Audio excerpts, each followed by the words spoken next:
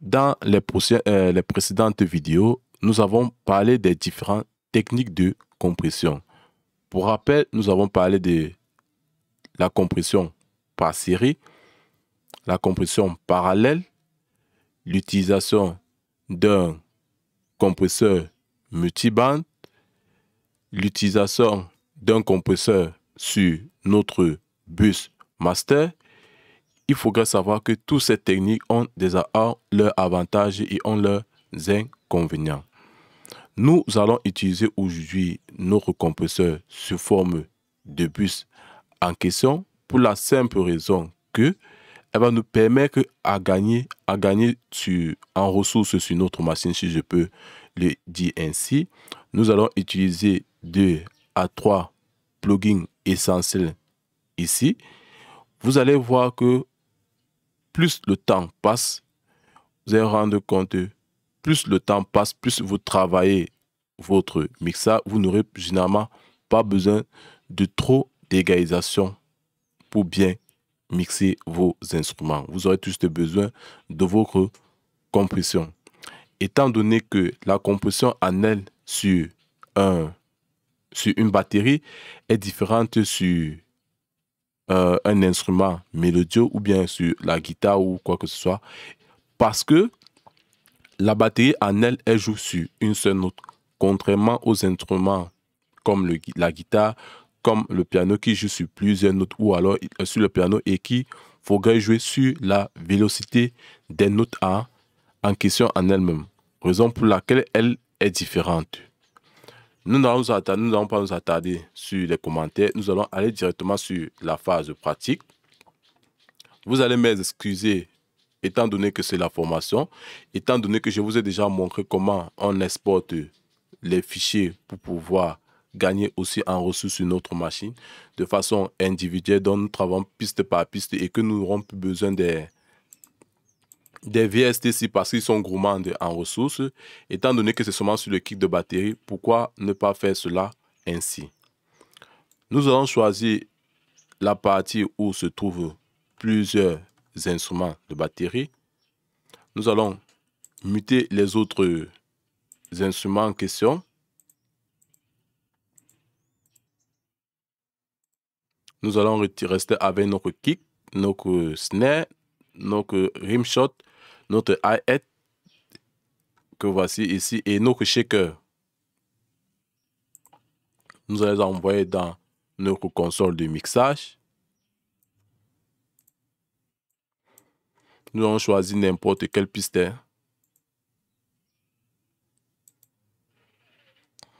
Maintenant, nous allons faire une mise à plat.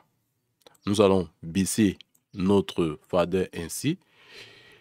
Maintenant, sur ce processus, étant donné que les éléments à mettre en avant dans un mix, c'est généralement le kick, le snare, la voix.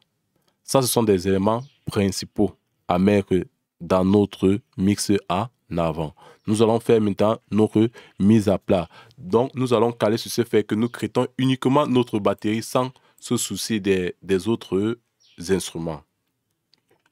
Sans se soucier des instruments, nous allons travailler cela ensemble.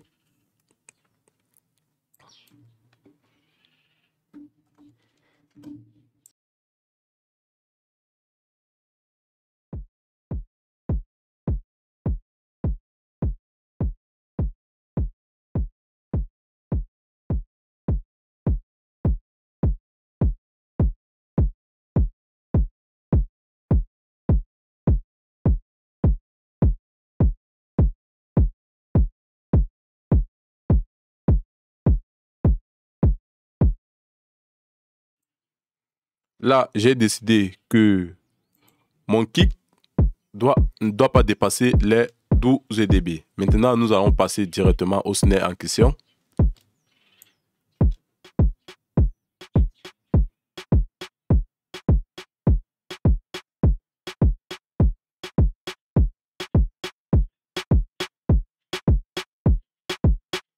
Je ne voudrais pas que mon kick dépasse les moins 18 dB.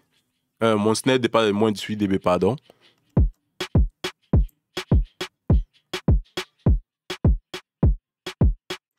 Essayez souvent de travailler avec des valeurs positives. Vous voyez, là, je suis à 12, là, je suis à 4. Ne travaillez pas avec 12,1 ou 12,5. Et cherchez à être dans des valeurs positives.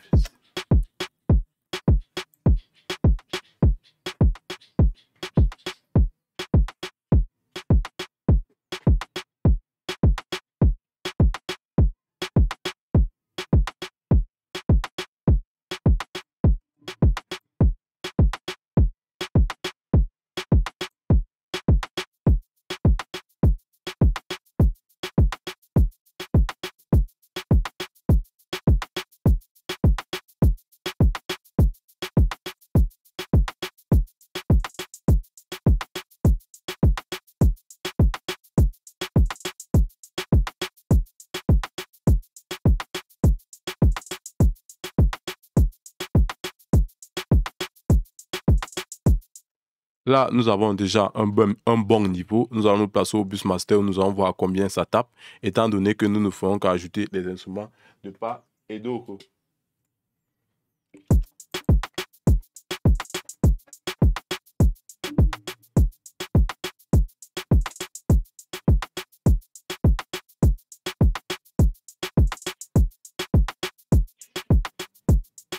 Voilà, nous tapons dans les moins 12 dB. Vous vous rendez compte que les moins 12 dB représentent généralement même le kick. Je vais un peu essayer de monter un peu avec mon snare pour voir.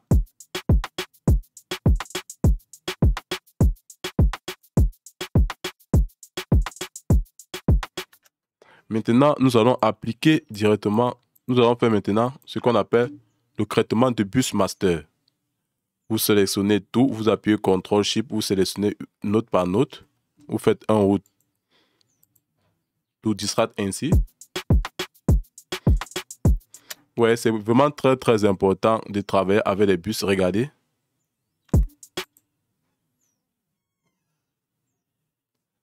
Ça vous permet de travailler avec un workflow vraiment absolu. Donc, c'est très important souvent de faire des bus master lorsque vous avez beaucoup de sessions comme cela.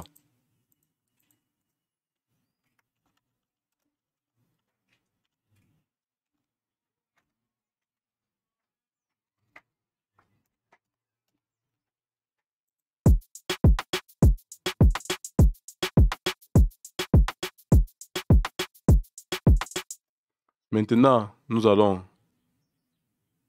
utiliser une tranche de console SSL. Pardon.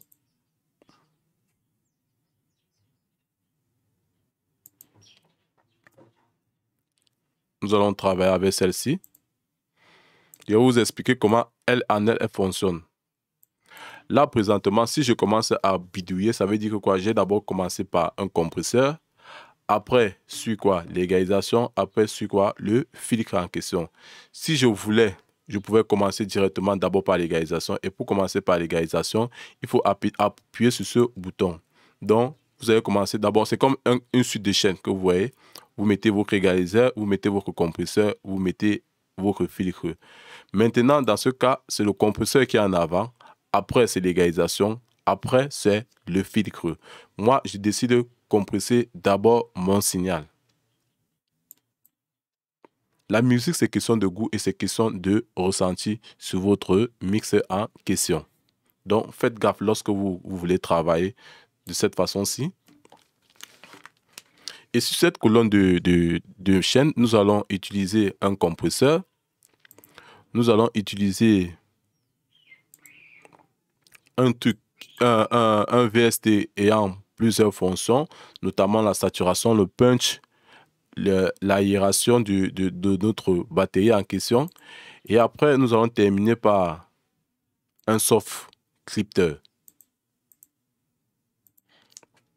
Nous allons maintenant travailler cela ensemble.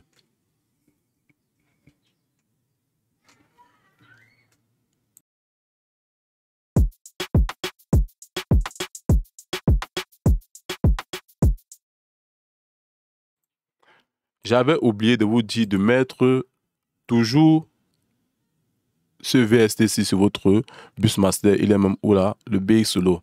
C'est vrai qu'à l'instant, si je le mets, si j'utilise cela comme ceci, mes instruments sont automatiquement déjà en mono, donc ça ne va vraiment, ça n'aura aucun impact. Si je le mets ainsi ou bien si je le mets ainsi, donc ça n'aura vraiment aucun impact sur mon mix. Donc, j'ai pas besoin. Si je veux, je l'active et il n'y a pas de problème. C'est pour ça, si je veux, je l'active. Mais dans d'autres situations, c'est bien de le faire. C'est bien de travailler souvent de façon mono pour bien réussir son mix.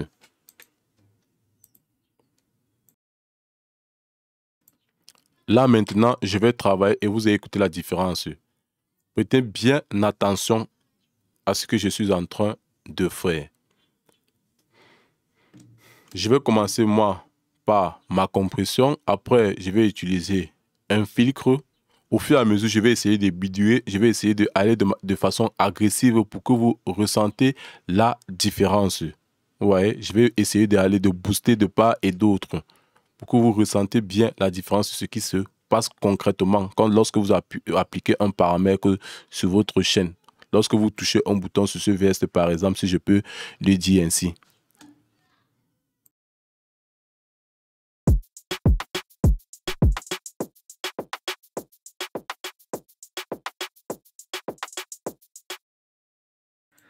Vous voyez, là, nous étions à 20 000 S, nous sommes allés à 35 000 S. Pour vous, c'est un peu bizarre de travailler de cette façon. Si normalement, vous ne voyez pas ce que vous êtes en train de faire. Là, vous allez tous travailler avec vos oreilles. C'est pour ça que je conseille toujours, pour ceux qui débutent encore, je leur conseille toujours d'utiliser quelque chose de graphique. Je prends par exemple le Pro Q3. Nous sommes à 20 000 S, nous partons à 30 015. Je vais mettre ici.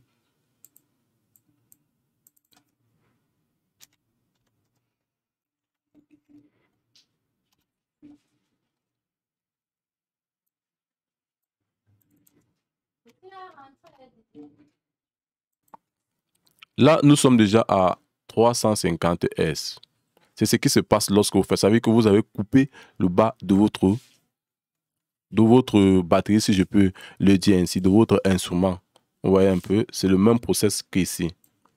Donc, c'est juste une parenthèse par rapport à cela. Vous allez comprendre les traitements de part et d'autre. Et maintenant, supposons que je suis sur cette fréquence ici, là. Ici, nous sommes à 500. Que vous voyez, nous sommes ici à 500 S. Si je booste, je baisse 500 S, ici, là, nous avons le gain. Nous partons de plus 15 à moins 15. Si je décide d'enlever, par exemple, pour moins 2 dB, que voici ici, nous allons être comme ceci, moins 2 dB. Maintenant, avec un facteur Q, que voici, si le facteur est comme ça, nous allons être comme ceci. Si le facteur est comme ça, nous allons élargir notre plan stéréo. Donc, c'est vraiment très, très important pour vous lorsque vous appliquez un effet de comprendre ce qui a résulté. Donc, c'est ce qui se passe sur cette tranche de console lorsque vous travaillez. Donc, c'est pareil que je vais faire de ce côté. Souvent, ces VST-ci ont ses avantages et ses inconvénients. Son inconvénient, c'est en ce que si tu l'utilises et que tu ne connais pas comment il fonctionne, il peut te gâter le mix. Ou alors, je pouvais aussi te conseiller d'utiliser cela, d'utiliser un égaliseur, d'utiliser maintenant un compresseur simple, un compresseur basique. Ça va dépendre de toi. Et c'est vrai que chaque compresseur a sa coloration à sa disposition. Ceux-ci font le taf. Les deux, ceci et ceci font dans le taf de ceci, puisque nous avons un coupe haut et nous avons un coupe bas et nous avons un coupe haut. Et nous avons notre égalisation et nous avons notre compression. Mais la différence par rapport à celui-ci, il n'a pas la fonction get. Celui-ci n'a pas la fonction... Non, il n'a pas la fonction get, si je peux le dire. Il n'a pas la fonction get. Ce VST n'a pas de fonction get en question. Tu veux un peu? Ça va nous permettre aussi, en utilisant cette tranche de console, ça va nous permettre de gagner sur les slots. Parce que si je le dis comme ça, voici ce qu'on appelle les slots des inserts. Nous n'aurons plus besoin de mettre beaucoup d'effets sur notre tranche de slots, si je peux le dire ainsi. C'est vraiment très très important pour vous de connaître cela. Nous allons le désactiver, étant donné que je vous ai expliqué ce qui se passe derrière ce genre de plugin-ci. Là, je vais maintenant travailler. Vous allez voir, vous allez écouter la différence.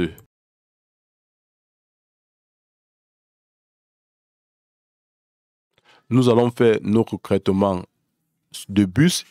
Ça, c'est une technique que nous allons appliquer. Maintenant, après, nous allons faire une compression parallèle pour bien gonfler notre signal.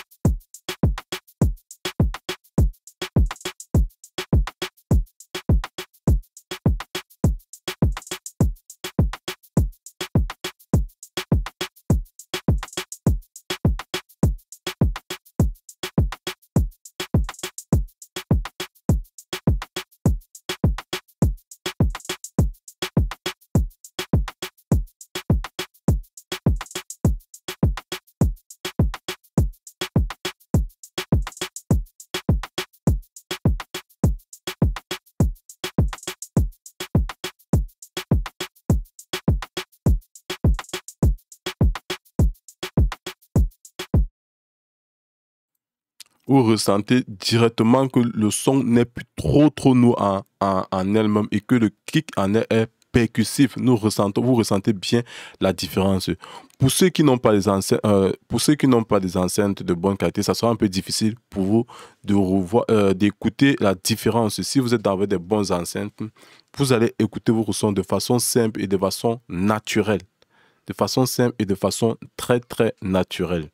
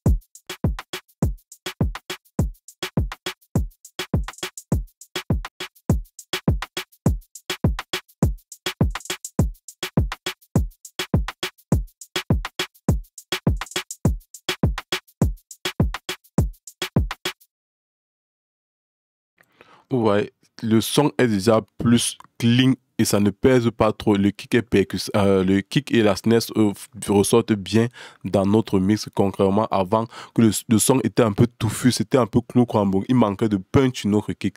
Donc c'est vraiment très très important pour vous de travailler à l'oreille, de prendre votre temps. Vous pouvez prendre 1 heure de temps, 30 minutes, ça va dépendre de votre efficacité. Si vous êtes apte, vous pouvez prendre même 5 minutes pour faire un traitement de batterie normalement. Là, présentement, nous sommes déjà presque à 23 minutes. Vous voyez que je dois prendre du temps. Je dois bien ressentir mon mix chez moi. Donc, ça ne sert à rien de prendre 20, 30 instruments et les mélanger une seule fois pour travailler. Donc, ça va vous allez perdre vraiment. Vous n'allez pas comprendre ce que vous travaillez. Souvent, c'est bien de faire cela en contexte musical normalement. Moi, je suis obligé de vous montrer ce qui se passe d'abord dans ce contexte si bien précis. C'est comment les améliorations que vous deviez faire, que vous devez vous entendre normalement.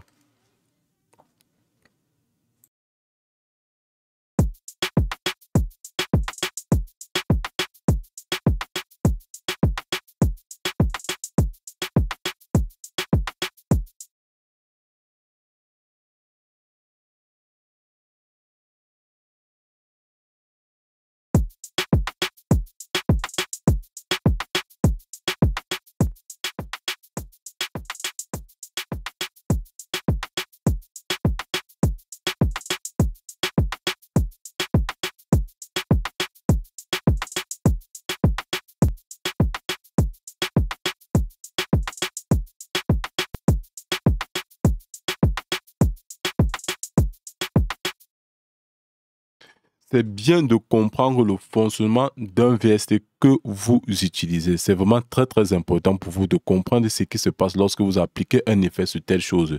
C'est pour ça que je dis toujours que ce n'est pas bon d'avoir beaucoup de VST et que vous ne connaissez pas comment utiliser ces VST à votre disposition. C'est vraiment très très important. C'est vrai qu'au début, lorsque nous commençons à apprendre le mixage, nous voulons avoir beaucoup de VST sans toutefois savoir ce qui se passe concrètement à ces VST. Même les VST gratuits font le taf. Avant, j'étais comme vous, c'est vrai. Il faut d'abord passer par certaines choses pour comprendre aussi certaines choses, comment ça se déroule.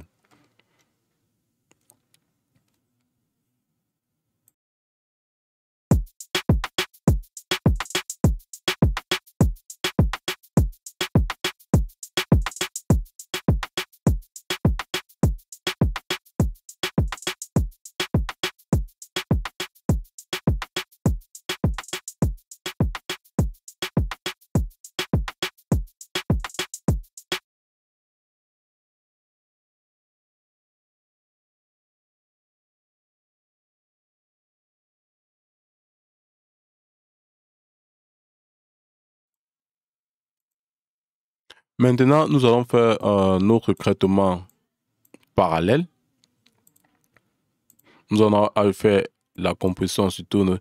Ouais, vous vous êtes rendu compte que je n'avais même pas besoin d'égalisation dans mon mix. C'est en fin de chaîne que j'ai essayé de mettre un égaliseur de cette côté-ci là pour essayer de booster mon kick à certaines fréquences ici. Ouais, j'étais là à 100 Hz, j'ai boosté cette fréquence ici. 100 Hz, j'ai atténué et je l'ai boosté pour donner un peu plus de punch, surtout sur mon kick. Maintenant, nous allons faire la compression parallèle et nous allons utiliser une technique qu'on appelle le glute. Le but ici du glute, c'est de ressortir les harmonies de notre buste, si je peux le dire ainsi. Là, nous n'allons pas compresser de façon forte. Nous allons juste gérer les transients de nos instruments comme le kick, le snare. J'en ai déjà parlé de façon écrite, de façon orale avant de passer à la phase pratique. Et il faut savoir que la technique du glute est quelque chose qu'on utilise plus en mastering. C'est vraiment très très important de faire cela en mastering. Nous allons mettre un réglagement automatique. Nous allons mettre notre attaque à 10 millisecondes. Nous allons jouer à 0. Nous allons écouter. Je pouvais bien faire ceci, comme ceci. Je travaille directement en appliquant cela, mais je vais vous faire comprendre ce qui se passe lorsque vous utilisez cette technique. Raison pour laquelle j'ai enlevé j'ai détaché sur le bus master pour le relier directement ici avant de sortir par ici. Et après, nous allons jouer avec ce fader.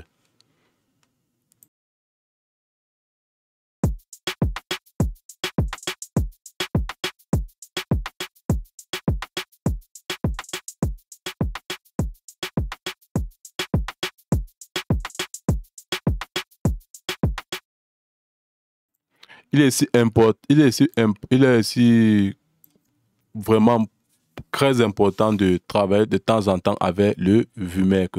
C'est le vumètre qui va vous indiquer ce que vous êtes en train de composer. Si vous n'avez pas une bonne oreille, travaillez deux fois souvent avec votre vumètre. Comme dans ce cas, vous allez voir ce qui se passe avec le vumètre quand je compresse trop et quand je ne compresse pas.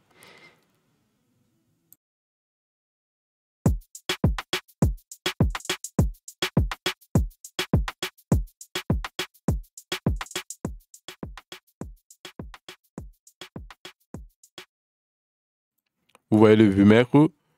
Là, je suis à fond sur ma compression. J'étais vraiment j'ai fait seulement juste pour vous montrer ce qui se passe.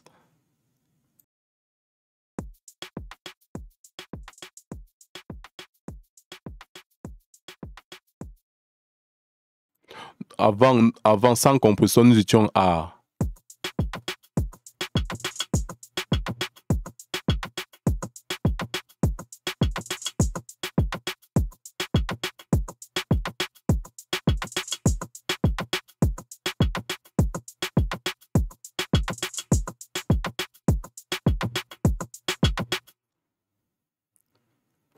désolé pour la reprise, j'ai oublié de muter le micro.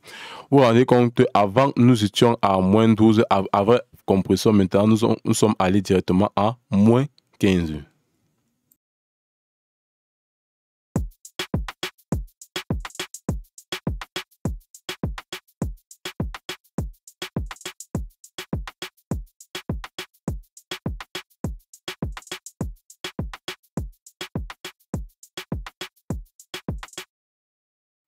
Là, ça va dépendre de ce que vous voulez rechercher lorsque vous utilisez ce genre de technique. Donc, travaillez bien vos oreilles.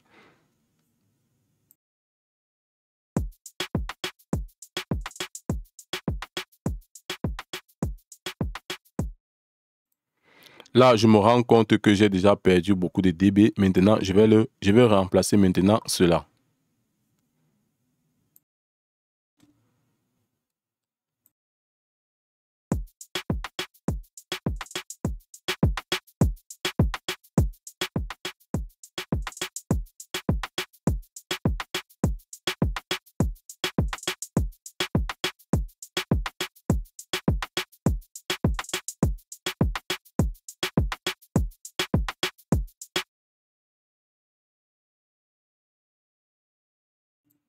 Avant, j'étais à moins 9 dB. J'ai compressé mon signal. Maintenant, je me suis rendu compte que j'ai perdu en volume, raison pour laquelle j'ai ajouté 6 dB. Vous voyez que c'est encore plus ressorti bien dans le mix.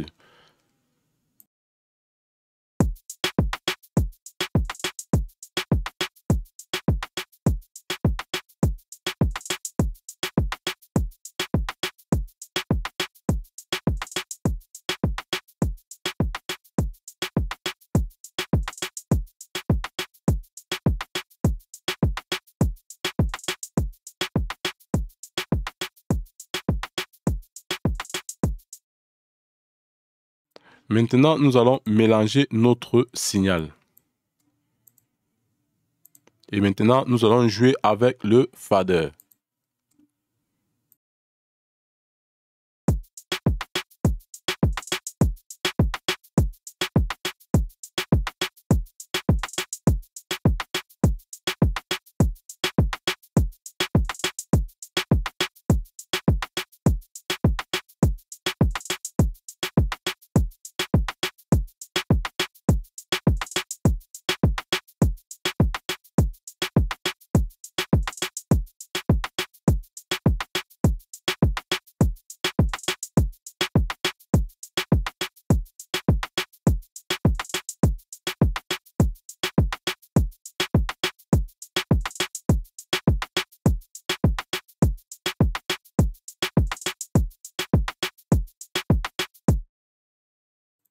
vous ressentez comment notre rythmique vit vraiment et je suis vraiment très très content de ce résultat obtenu. C'est vrai que c'est souvent bien de le faire en contexte de mixage, que vous avez votre piano, vous avez votre guitare ou votre voix, vous essayez un peu d'améliorer certains trucs.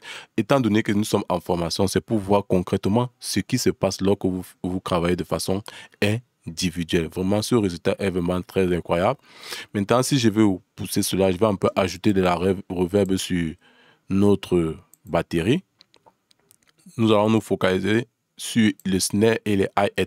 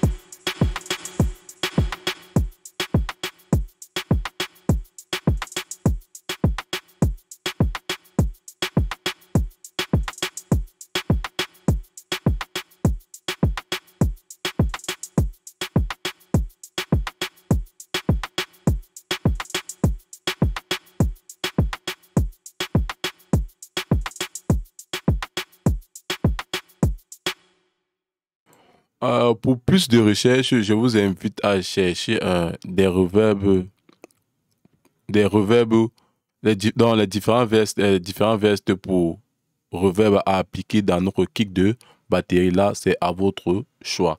Donc, chacun va travailler à sa façon. Là, moi, j'ai décidé de rester sur les reverbs coûteux parce que les reverbs plates, ce sont généralement les reverbs coûteux.